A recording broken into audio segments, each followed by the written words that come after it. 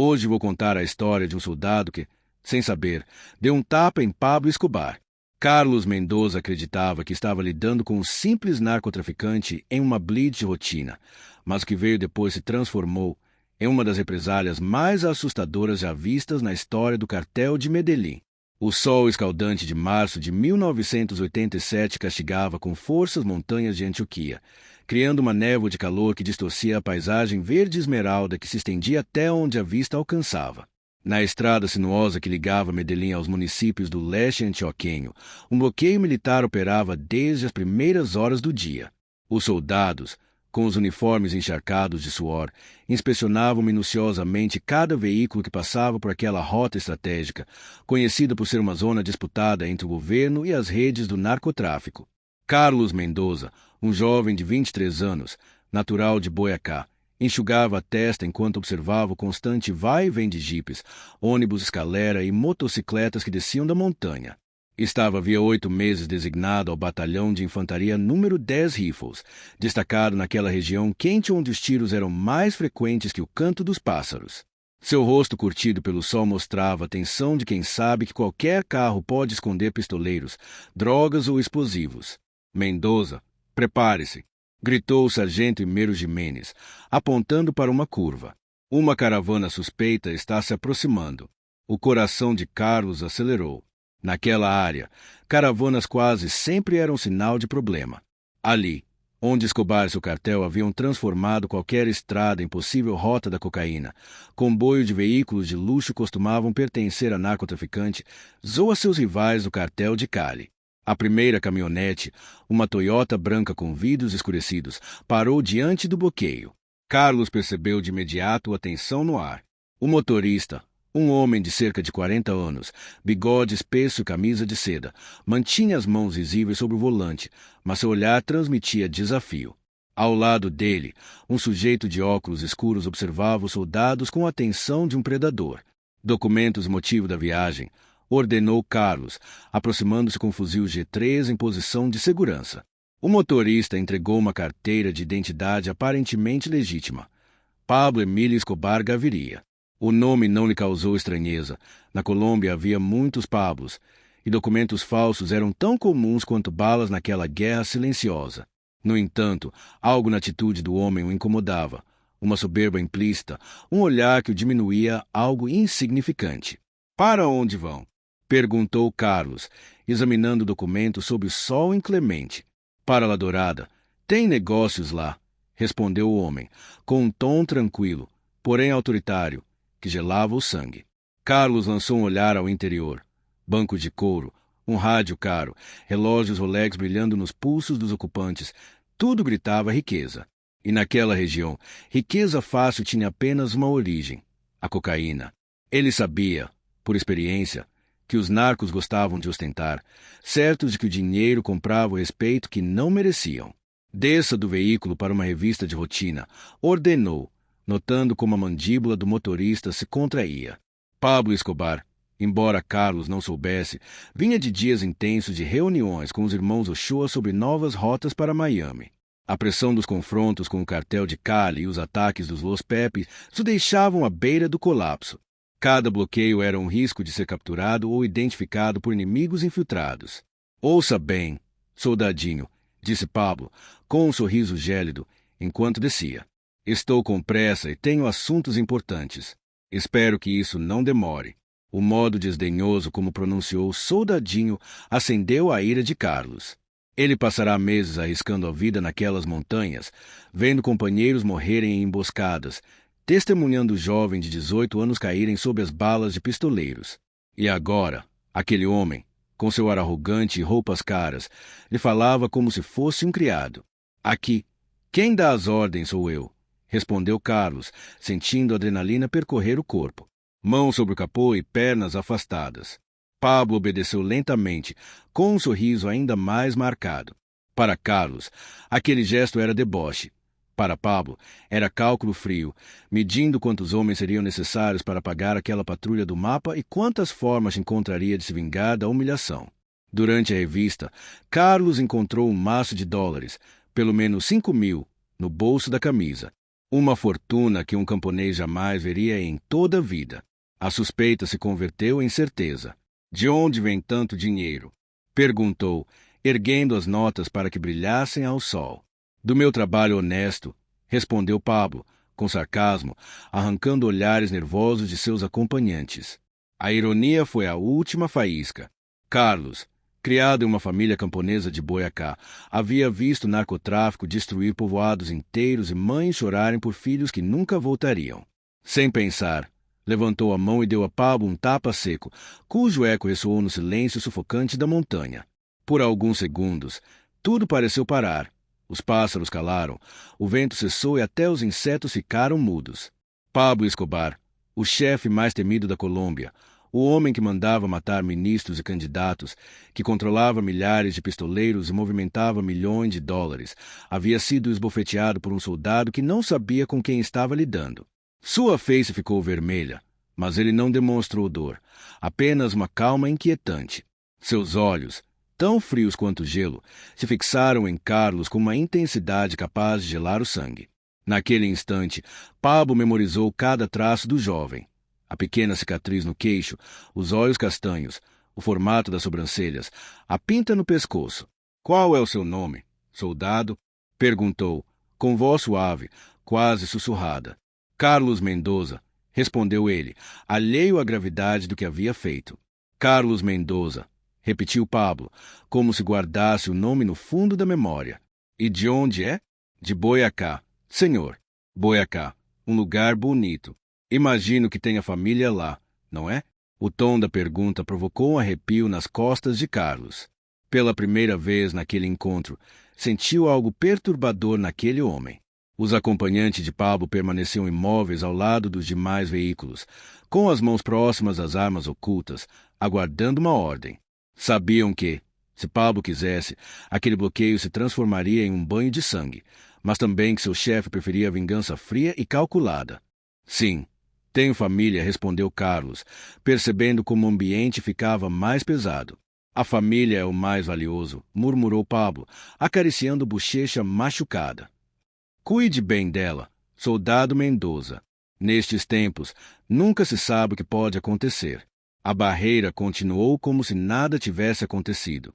Os outros soldados, ignorando a gravidade do momento, revistaram o estante da caravana sem encontrar nada ilegal. Pablo jamais arriscava transportar drogas ou armas quando havia possibilidade de se deparar com o controle. Seu verdadeiro poder estava na informação e na lealdade inquebrantável de seus homens.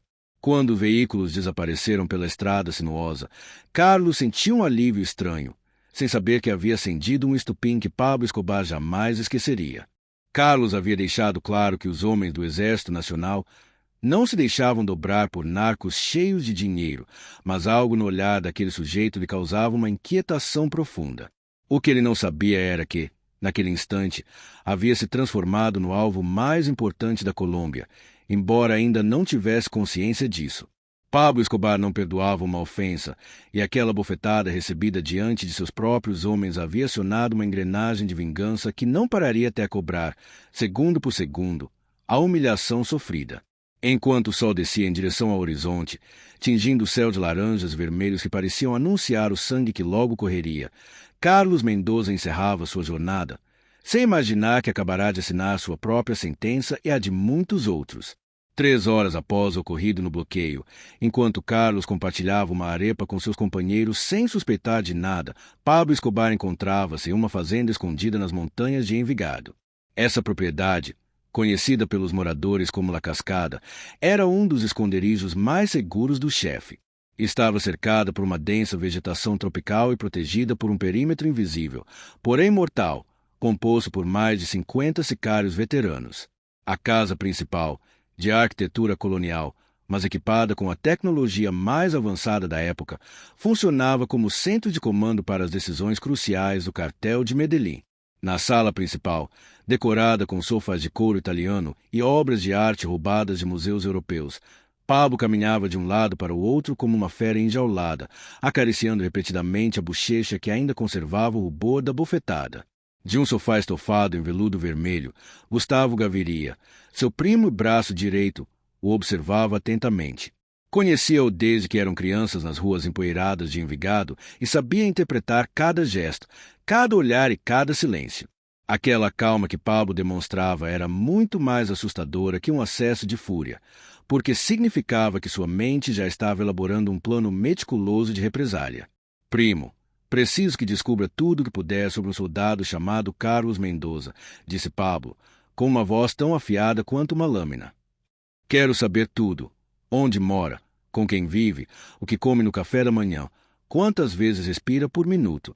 Gustavo assentiu sem questionar nada. Já tinha presenciado inúmeras vezes como Pablo transformava qualquer ofensa em um exemplo de terror público. Sua capacidade de converter uma humilhação em uma demonstração de poder absoluto era um dos pilares do seu império do medo. Quer que eliminemos ele de imediato? Perguntou Gustavo, tirando do bolso o caderno onde anotava os nomes de quem já tinha os dias contados. Não, primo, isso seria simples demais, rápido demais, respondeu Pablo, parando diante de uma janela que oferecia uma vista completa do vale de Aburrá. Esse soldadinho me desrespeitou na frente dos meus.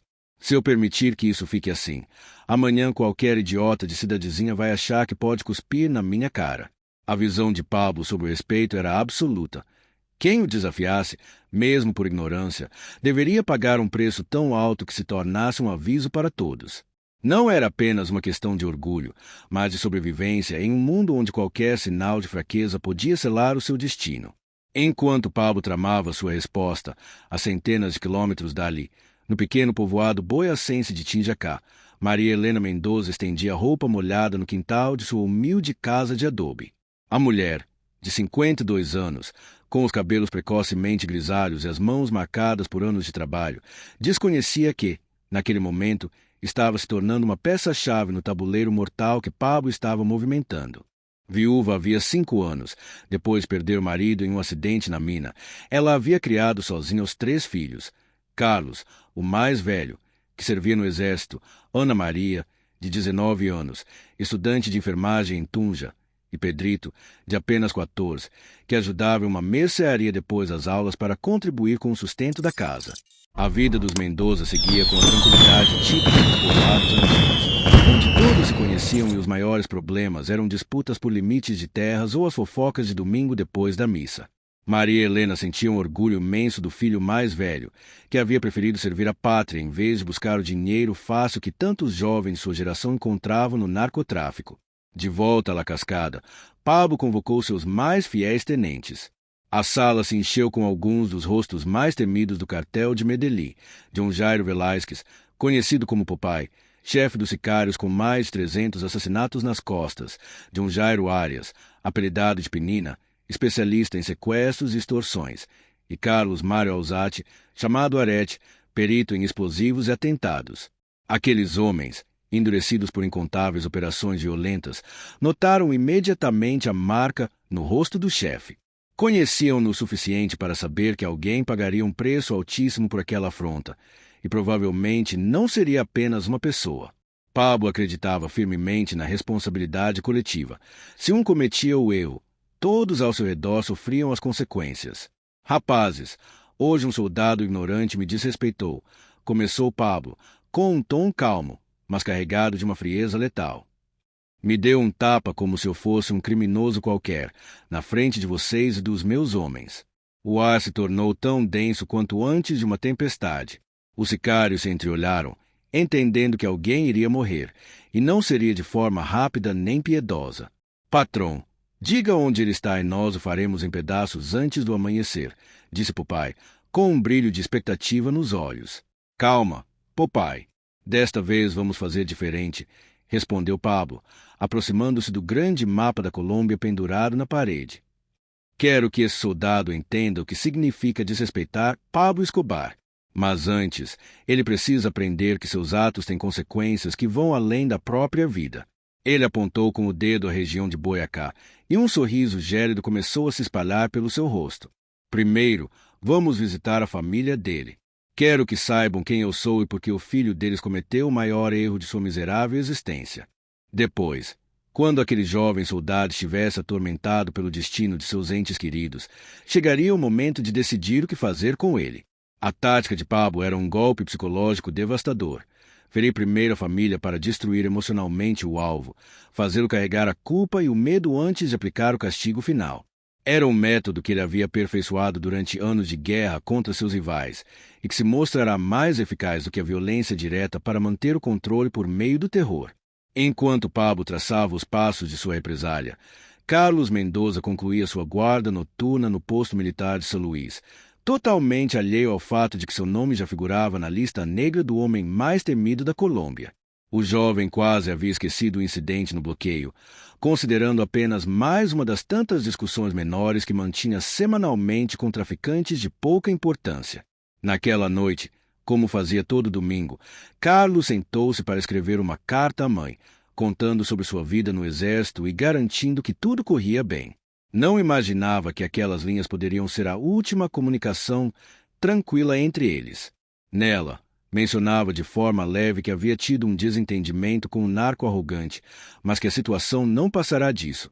Mamãe, não se preocupe comigo, escrevia com sua letra organizada. Aqui seguimos cumprindo o dever de proteger a Colômbia dos narcotraficantes.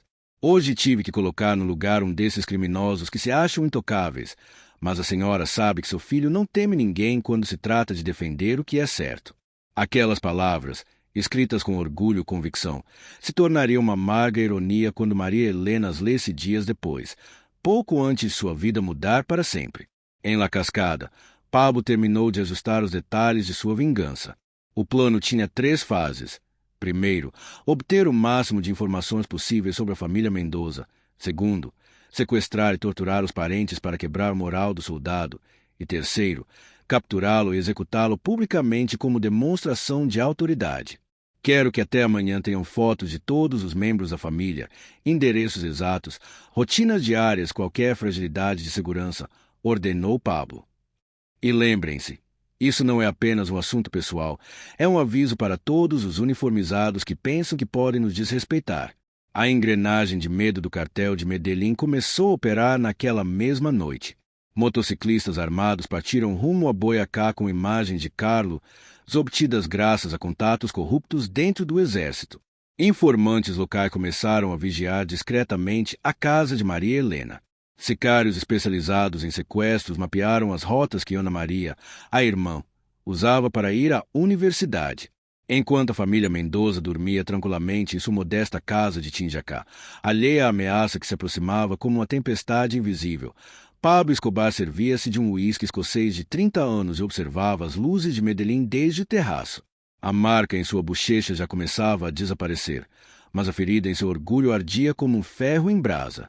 Em questão de horas, o sobrenome Mendoza seria sinônimo de horror na Colômbia, e Carlos aprenderia que existem erros que se pagam com sangue. Amigos, se esta história do soldado que, sem saber, desafiou o homem mais poderoso do país está causando em vocês a mesma tensão que sinto ao narrá-la, será uma honra tê-los em nosso canal. Sabemos que Carlos e sua família estão prestes a enfrentar momentos que marcarão suas vidas para sempre, e a sua companhia neste relato, onde cada decisão pode significar vida ou morte, é inestimável.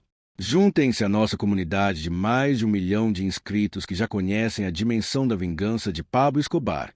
Seu apoio nos permite continuar compartilhando essas histórias reais que marcaram a história da Colômbia.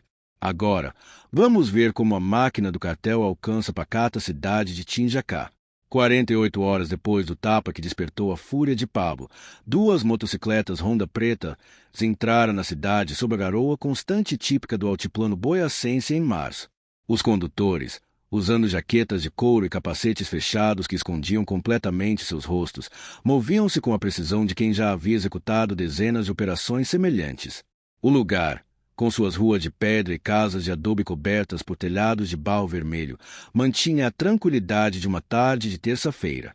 Os moradores, acostumados ao ritmo lento da vida rural, mal prestaram atenção aos forasteiros motorizados que circulavam lentamente pela rua principal, fingindo procurar um endereço. O que os habitantes não sabiam é que aqueles homens eram Hernán Darío Henao, conhecido como HH, e Mário Alberto Castano, 2 dos pistoleiros mais eficazes do cartel, especialistas em reconhecimento e sequestro. Ambos tinham uma missão precisa: localizar, estudar e preparar o terreno para o que Pablo Escobar havia batizado internamente como Operação Lição de Respeito. HH estacionou sua motocicleta em frente à loja do Sr. Aurélio, um homem de 70 anos que há mais de 40 atendia o mesmo comércio, onde se vendia de agulhas a aguardente. Com um sorriso fingido e um sotaque paisa cuidadosamente disfarçado, aproximou-se do balcão fingindo ser um comerciante de Bogotá interessado em encontrar fornecedores de batata crioula para sua suposta empresa. Senhor, desculpe o incômodo, mas me disseram que por aqui mora uma família Mendoza com ótimas terras. O senhor os conhece? Perguntou HH, analisando cada gesto do idoso. Claro, Dona Maria Helena. Coitadinha, ficou viúva faz alguns anos, respondeu o Sr. Aurélio com a franqueza típica das cidades pequenas onde todos se conhecem.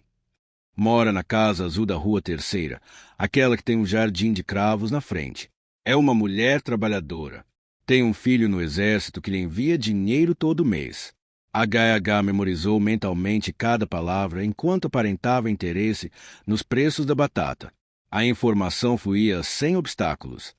Maria Helena trabalhava meio período como cozinheira na escola do povoado. Ana Maria estudava em Tunja e voltava nos fins de semana. O pequeno Pedro ajudava na própria loja depois das aulas. Enquanto HH reunia dados sociais, Mário Alberto tirava discretas fotografias da casa do Mendoza de vários pontos, documentando rotas de fuga, ângulos de vigilância natural, horários dos vizinhos e detalhes da construção. A casa de adobe, com porta de madeira pintada de verde e janelas gradeadas com ferro forjado, parecia frágil e desprotegida, como tantas outras residências rurais que nunca haviam precisado de medidas de segurança avançadas. Em Tunja, Ana Maria Mendoza terminava sua aula de anatomia sem saber que, havia 2 dias, estava sendo vigiada por um terceiro pistoleiro, Roberto Escobar Tobon, conhecido como Veneno. Ele já conhecia de cor seus horários, a rota que tomava para voltar para casa e até o ponto onde pegava o ônibus para viajar a Tinjacá. Ana Maria, de 19 anos, usava o cabelo negro trançado e tinha olhos vivos que revelavam sua determinação em se tornar a primeira profissional da família. Caminhava pelos corredores universitários carregando livros de enfermagem e sonhos de um futuro diferente. Sua maior preocupação naquela semana era a prova de fisiologia na sexta-feira, sem suspeitar que seu nome já fazia parte de um dos planos de sequestro mais meticulosos que o cartel de Medellín havia elaborado. Veneno a observava de uma cafeteria em frente à faculdade, escondido atrás de um jornal, enquanto analisava cada um de seus movimentos. Já havia identificado sua maior vulnerabilidade. Sempre percorria sozinha as 8 quadras que separavam a universidade da estação de ônibus, um trajeto por ruas quase desertas, ideal para uma captura rápida e silenciosa. No posto militar de São Luís, Carlos Mendoza passava seus últimos dias de tranquilidade sem perceber. Sua rotina era quase automática. Acordava às 5 da manhã, fazia exercícios físicos, tomava café com arepa, cumpria guardas em diferentes pontos, e à noite escrevia cartas para sua família ou jogava dominó com seus companheiros. O sargento Jimenez havia notado que Carlos parecia mais confiante desde o episódio do bloqueio. Esse rapaz está aprendendo a se fazer respeitar, pensava, sem imaginar que aquele ato de autoridade tinha se transformado numa sentença de morte para toda a família. Na noite de quarta-feira, Carlos redigiu outra carta para a mãe, desta vez contando que planejava pedir permissão para visitá-la no próximo feriado da Semana Santa. Mamãe, estou com vontade do seu sancocho de galinha caipira e de dormir na minha cama de sempre, escreveu com nostalgia. Faz 8 meses que não vou ao povoado e até sinto falta do som dos sinos da igreja pela manhã. Essa carta nunca chegou. Naquela mesma noite, Pablo Escobar recebeu na Hacienda Nápoles o relatório completo de reconhecimento de seus pistoleiros. Em meio ao cenário exótico do zoológico particular do chefe, com hipopótamos, elefantes e girafas, definia-se uma das represálias mais calculadas de sua carreira criminosa. Patrão, a família está totalmente desprotegida, informou HH, espalhando sobre uma mesa de mármore italiano as fotos tiradas. A senhora vive sozinha com o filho menor. A moça estuda em Tunja e volta nos fins de semana. Podemos pegá-los quando quisermos, sem que ninguém interfira. Pablo revisou cada imagem com a precisão de um comandante organizando uma batalha decisiva. Cada rosto, cada detalhe da casa, Cada hábito anotado encaixava-se no quebra-cabeça de terror que estava montando. Seu objetivo não era apenas vingar-se de Carlos, mas enviar uma mensagem contundente a qualquer um que ousasse enfrentá-lo. Perfeito. Na sexta-feira, quando a moça voltar de Tunja, capturem toda a família de uma só vez, ordenou Pablo, apontando para fotografias com um dedo cheio de anéis de ouro. Nada de violência desnecessária no início. Quero apenas que entendam quem é que manda. Gustavo Gaviria, que ouvia em silêncio, sabia que nada de violência desnecessária na boca de Pablo significava apenas manter a família viva o tempo suficiente para usá-la como ferramenta de tortura psicológica contra o soldado. E depois, primo? Perguntou Gustavo, temendo ouvir a resposta. Depois, eles vão nos servir para ensinar boas maneiras a esse fardado insolente. Quando souber que sua família está em nossas mãos, ele vai aprender o que é respeito a Pablo Escobar, disse o chefe, com um sorriso gelado que contrastava com a calma dos animais pastando nos jardins. O plano era de uma crueldade direta. Sequestrar os Mendoza na noite de sexta-feira, mantê-los escondidos numa fazenda nas montanhas de Antioquia, avisar Carlos por meio de contatos dentro do exército que seus entes queridos estavam sob o poder do cartel, finalmente desfrutar de seu sofrimento antes de acabar com toda a família, como advertência para outros militares. La jovem avançava pela rua principal, cumprimentando conhecidos de toda a vida, sem perceber que dois homens de jaquetas de couro a seguiam a certa distância. Eles usavam rádio de curto alcance para se coordenar com outros pistoleiros espalhados pela cidade. Pelo rádio, Veneno avisou: a pomba está no ninho. Procedam. Na casa azul da Rua Terceira, Maria Helena havia preparado um ensopado de galinha caipira, o prato favorito da filha, enquanto Pedro saltava de alegria. O clima acolhedor contrastava com a ameaça silenciosa que se fechava sobre eles, como as mandíbulas de uma fera oculta. Às 19h15, justamente quando Ana Maria abraçava a mãe e Pedro mostrava orgulhoso seus desenhos, 4 pistoleiros caminhavam tranquilamente pela rua como se fossem vizinhos. À frente ia a Gagá, acariciando o cabo de uma pistola bereta escondida sob a jaqueta. Boa noite, Dona Maria Helena, cumprimentou com um sorriso vazio. Precisamos falar com a senhora sobre o seu filho Carlos. O coração da mulher parou. Na Colômbia, quando desconhecidos perguntavam por familiares militares à noite, raramente era por boas notícias. Sua primeira reação foi um medo gélido. Aconteceu alguma coisa? Ele está ferido? Onde está o meu filho? Perguntou, tremendo e apertando a mão de Ana Maria. Seu filho está bem, respondeu a Gaga. Mas cometeu um erro muito grave, e agora toda a família vai pagar por isso. Maria Helena, Ana Maria e Pedro foram separados e trancados em celas individuais. O método psicológico era simples, porém devastador. O isolamento aumentava o medo e a incerteza, enquanto a ocasional chance de ouvir os soluços ou súplicas dos outros membros da família amplificava de forma brutal seu sofrimento emocional. Enquanto a família Mendoza enfrentava as primeiras horas de cativeiro, Carlos realizava sua guarda habitual em São Luís, sem a menor ideia do que estava acontecendo. O jovem militar até pensava em pedir licença naquele mesmo dia para ligar para casa, como costumava fazer a cada 15 dias, a partir de um telefone público localizado no povoado mais próximo ao destacamento. O coronel Augusto Ramírez, chefe do batalhão, recebeu uma ligação que mudaria completamente o rumo dos acontecimentos. Do outro lado da linha, uma voz calma, cortês e até cordial transmitiu uma mensagem que gelou o sangue do experiente oficial. Coronel Ramírez, meu nome é Pablo Escobar. Acho que devemos conversar sobre um de seus soldados. O coronel sentiu como se uma onda de água gelada o cobrisse. Pablo Escobar, o criminoso mais procurado da Colômbia, estava entrando em contato diretamente com ele, no seu escritório privado, o que só podia significar que o cartel tinha informantes nos mais altos escalões militares. O que o senhor quer de nós? Perguntou o oficial, tentando manter a compostura enquanto ativava discretamente um gravador.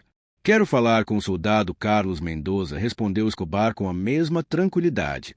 Explicou que, dias atrás, haviam tido um mal-entendido em um bloqueio e que era hora de resolver como cavalheiros. O coronel entendeu de imediato o sentido daquelas palavras. Nos últimos anos, centenas de policiais, soldados, juízes e políticos haviam tido conversas civilizadas com o capo, e suas famílias continuavam desaparecidas. O soldado Mendoza não está disponível no momento, mentiu o coronel, tentando ganhar tempo para pensar. Coronel, não me faça perder a paciência, replicou Pablo, sem elevar a voz. Tenho a mãe, a irmã e o irmão mais novo do soldado em meu poder. Se não colocá-lo na linha, em 6 horas começarei a enviar partes da família pelo correio certificado. A ameaça foi pronunciada com a serenidade de quem pede um café, mas o conteúdo era muito mais aterrador que um grito cheio de raiva. O coronel compreendeu naquele instante que não estava lidando com um criminoso comum, mas sim com um mestre do terror. Meia hora depois, Carlos Mendoza foi convocado com urgência ao gabinete do comandante. Entrou com passo firme, sem imaginar que estava prestes a enfrentar o momento mais doloroso de sua vida. Soldado Mendoza, sente-se. Temos um problema sério, disse o coronel, com uma gravidade que o jovem nunca havia ouvido. As ordens, meu coronel. Lembra-se de ter tido algum problema com civis em bloqueios na última semana? Carlos passou mentalmente por dezenas de interações menores, mas uma em particular se destacou. Sim, senhor. Na terça passada, precisei colocar no lugar um narcotraficante arrogante que se achava intocável. Dei-lhe um tapa para que aprendesse respeito. O coronel fechou os olhos. Carlos acabará de admitir que havia esbofeteado o homem mais temido do país, Pablo Escobar. Soldado, esse sujeito era Escobar, e agora ele tem sua família como refém. As palavras atingiram Carlos como uma rajada de metralhadora. Sentiu que o mundo desmoronava, que as paredes se fechavam sobre ele. Por um momento achou que ia desmaiar.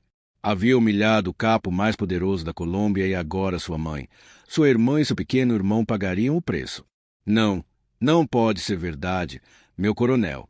Isso deve ser uma brincadeira cruel, balbuciou, com a voz trêmula. Quem me dera que fosse, soldado. Escobar quer falar com você, e não vejo alternativa. A ligação entre Carlos e Pablo Escobar durou exatamente 12 minutos, ficando registrada tanto pelo exército quanto pelo cartel. As súplicas desesperadas do soldado, seu choro pedindo perdão pelo tapa e as respostas serenas, porém implacáveis, do capo, compuseram um dos áudios mais assustadores da história do narcotráfico colombiano. Soldadinho, agora sim sabe quem eu sou? Perguntou Pablo com uma calma perturbadora. Sim, senhor Escobar, por favor, me perdoe. Eu não sabia quem era o senhor. Libere minha família. Eles não têm nada a ver com isso. Claro que não tem nada a ver, Carlos. Mas você me desrespeitou diante dos meus homens, e isso não se deixa passar. Sua família vai pagar pelos seus modos de camponês. Durante os 5 dias seguintes, Escobar submeteu Carlos a uma tortura psicológica meticulosamente calculada. Todas as manhãs, recebia fotos de seus familiares no cativeiro. À tarde, gravações com os pedidos desesperados de sua mãe e de sua irmã. E, todas as noites, ligações em que o capo descrevia com precisão o que faria com eles caso ele não se entregasse. Os corpos mostravam evidentes sinais de torturas prolongadas, e junto a eles havia um bilhete escrito à mão por Pablo Escobar. Isto é o que acontece com as famílias daqueles que se atrevem a me faltar com respeito. Pablo Escobar não perdoa nem esquece. A história do soldado que ousou esbofetear o capo mais temido da Colômbia transformou-se em uma lenda sombria que circulava nos quartéis militares. Durante anos, os altos comandos a contavam aos novos recrutas como advertência sobre o que poderia acontecer se subestimassem o inimigo errado. Carlos Mendoza, jovem camponês boiacense que acreditou poder tratar um narcotraficante como qualquer delinquente comum, acabou pagando o preço mais alto possível por um instante de orgulho mal direcionado. A partir daquele momento, nenhum militar voltou a faltar com respeito a Escobar. A lição foi tão dura e tão marcante que até os generais mais veteranos ordenavam às suas tropas evitar qualquer atrito desnecessário com suspeitos que pudessem ter ligação com o cartel de Medellín. O erro de Mendoza não foi enfrentar um criminoso, foi enfrentar o criminoso errado sem ter ideia de quem ele era. No mundo do narcotráfico colombiano dos anos 80, a ignorância não servia como desculpa e o orgulho mal colocado se pagava inevitavelmente com sangue. A cicatriz que Escobar carregou na bochecha durante 3 dias desapareceu por completo, mas a marca que esse episódio deixou na história do país permanece intacta como prova do domínio absoluto e da crueldade sem limites do homem que se autoproclamava o rei da cocaína. Depois de ouvir esta história real, que deixou uma marca indelével na guerra contra o narcotráfico, surge uma pergunta que não sai da minha cabeça. O que você teria feito no lugar de Carlos Mendoza? Era seu dever como soldado conter um homem arrogante, ou deveria ter intuído que alguém com tamanha segurança em si mesmo devia ser extremamente perigoso? Mas aqui vem a questão que realmente divide opiniões. Você acha que Escobar agiu para defender seu respeito ou simplesmente fez uma demonstração desmedida de poder? Alguns afirmam que, no mundo do crime organizado, não há espaço para mostrar fraqueza. Outros opinam que assassinar uma família inocente por causa de um simples tapa foi um ato de pura maldade. E se você fosse o comandante do batalhão, teria entregue Mendoza para salvar a vida de centenas de soldados que poderiam se tornar o próximo alvo do cartel? Ou teria arriscado uma confrontação aberta contra a organização criminosa mais perigosa do país? Essas questões têm dividido a Colômbia por décadas e me intriga saber sua opinião. Para você, Carlos Mendoza foi um herói que defendeu a honra militar ou um jovem ingênuo que acabou provocando uma tragédia? Pablo Escobar foi um estrategista protegendo seu império ou simplesmente um monstro sedento de sangue? Sua visão sobre este caso pode mudar completamente a forma como interpretamos esses fatos que marcaram nossa história. Faça parte dos mais de 2 milhões de inscritos que já debatem essas histórias reais que a Colômbia não consegue apagar da memória, pois apenas entendendo o nosso passado poderemos construir um futuro diferente.